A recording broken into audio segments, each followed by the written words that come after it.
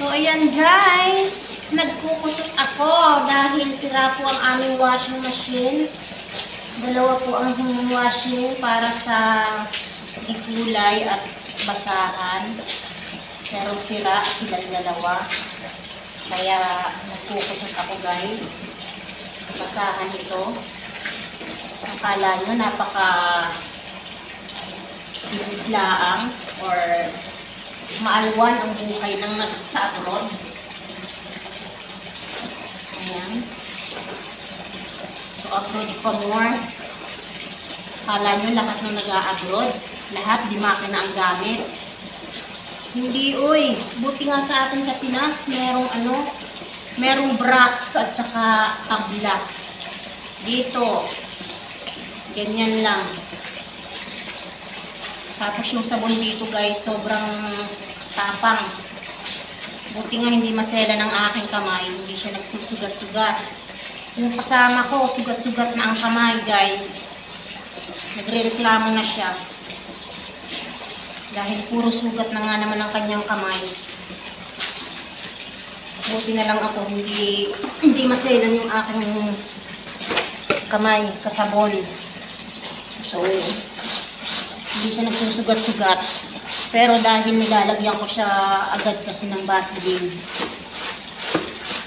After ko maglaba, lalagyan ko ng Vaseline ang kamay ko. Para hindi naman masyadong magaspang. So ano, ikaw mag-a-upload ka pa ba? Akala nyo, madali lang ang buhay abroad. Nasira ang washing machine. Pagagalitan ka pa ng amo. Kung malupit pa, ikaw pang pabibilihin. Hoy, awayin ko nga. Wala ka dyan sa buhay mo. Kakamay ako dito. Ako bibili ng washing machine. Actually guys, hindi ako nakasira. Yung kasama ko. Dahil hindi niya alam kung paano gamitin. Tinuturuan mo, ayaw naman makinig. Anong gagawin din? Kaya ito, kasi ako tiis. Pagkukuskos.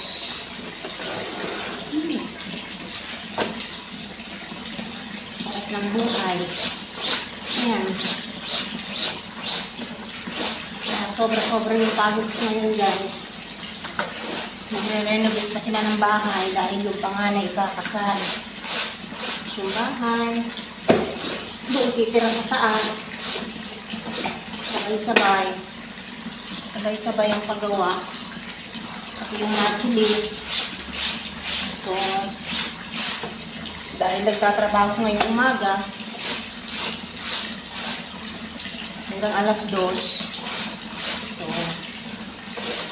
imbis na ipapahinga ko ang oras na yun, ililinis ko naman siya sa taas. Kaya hindi madali ang nag-a-abroad. Akala nila ang sa TESDA, puro makina ang may tinuturo. May time din guys na nag-aano tayo. Ito, katulad nito. Nasira mo yung nasira ang washing. Pagagalitan ka ng amo. Hindi na dyan sila bibili kasi pahihirapan ka talaga niyan, mga yan. Lalo na yung amo mo, kuripot. Tataon na kuripot yung amo ko. Kaya, pahihirapan nila ang kutuloy na. Salamat na lang talaga ako dahil hindi talaga nagsusugat ang kamay ko.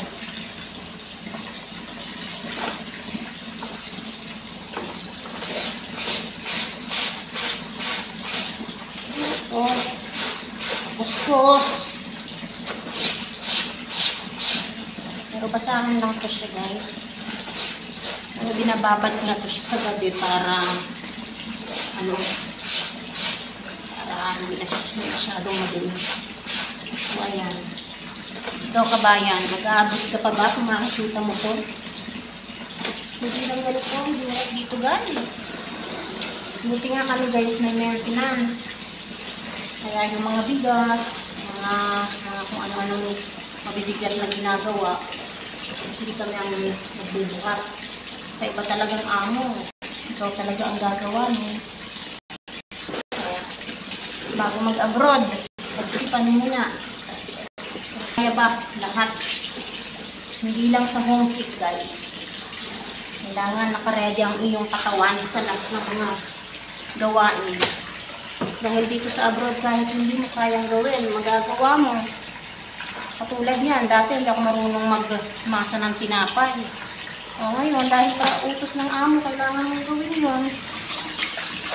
So, matututo ka sa lahat ng gawain. Kaya hindi lang utak, isip, pati katawan, guys.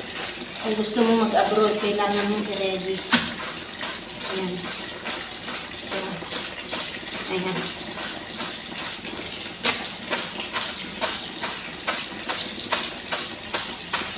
Kaya, pag-abroad.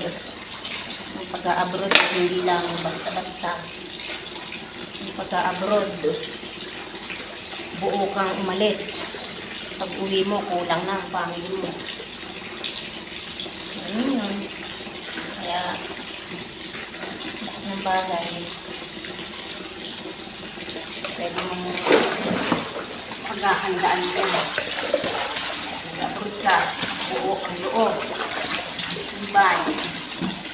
Ang mararanasan, ang gutom, ang pagod, ang puyat. Ang puyat, guys, hindi na naman yun sa hindi na yun sa trabaho, sa pagdudot na yun.